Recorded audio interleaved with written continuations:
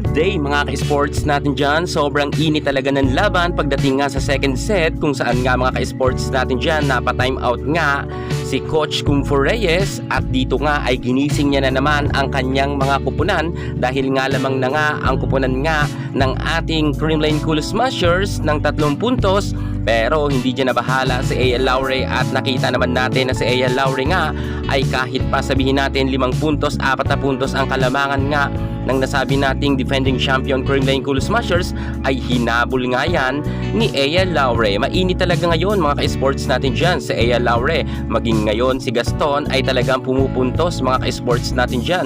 Subalit nga si Maylin Paat ay hindi nga masyado ngayon nakakahataw. Pero kahit sabihin natin mga ka-sports natin dyan na hindi nga ngayon masyado nakakahataw itong si Maylin Paat, ay palaban nga mga ka-sports natin dyan.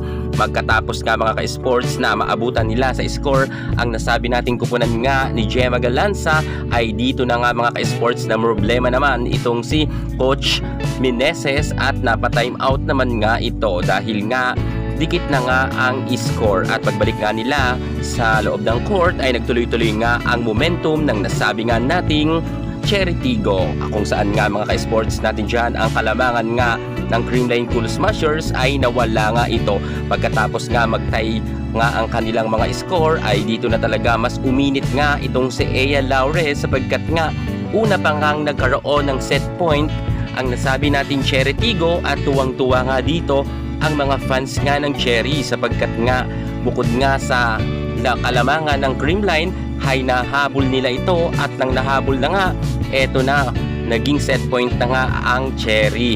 Akala nga ng Cherry Tigo sila na ang mananalo, pero bandang last part nga ng laban ay dito na nga nag-init ang ating Phenom superstar Alyssa Valdez, sapagkat nga si Tots Carlos ay palaging ang nabavlak at nagkakaroon nga ng error itong si Tots Carlos. At maganda nga rin ang pagpasok ni Michelle Gumabaw dahil nga naharang niya or nablock niya ang hampas nga na napakalakas ni A.L. Laure, kung kaya nga nagtay muli ang score nila at hindi nga nanalo dito ang Cherry Tigo dahil nga sa 25-27 mga ka-sports ang last na score, at bumabor nga yan sa Creamline dahil yan sa 2 points nga ng ating Alyssa Valdez. Grabe si Alyssa Valdez, sobrang ganda ng kanyang pagkaka-serves, kung kaya nga nanalo ang Creamline. 2 panalo na nga ang Creamline Cool Smashers. Congratulations muli sa Creamline. Abangan natin ang next game.